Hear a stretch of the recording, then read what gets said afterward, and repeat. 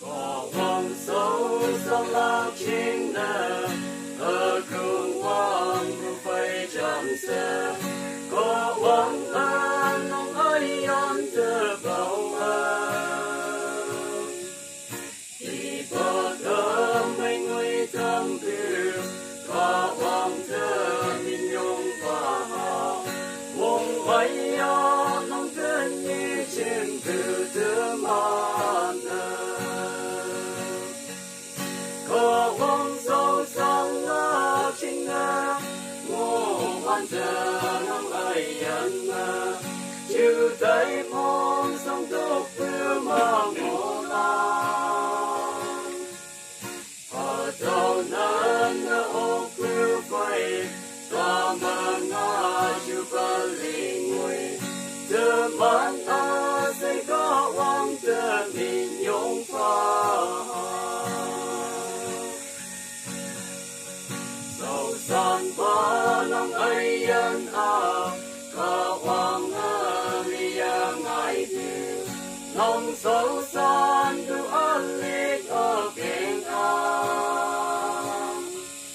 nông ngọc gió phung trông trong mơ nông hà yên lan sinh hải man hồng xin xin mây áo hoa phiêu cao bóng tươi sáng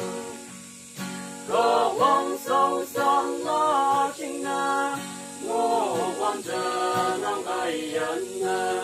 chịu thấy mong sông tốt quê mà ngô lan ở đâu nên ô cứ phải ta mang ngã chịu ba lì nguy từ bán sẽ có vòng thơ mình nhung pha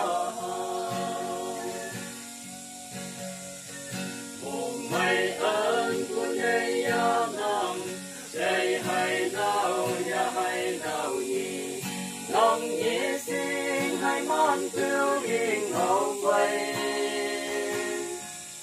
trình sâu cho tâm mơ mây lo và âu quan tùy trả đi quăng cấm mang đến như san mà kỳ em ngô cây ở quang sâu son lo chính na ngô quan thơ nắng ai ăn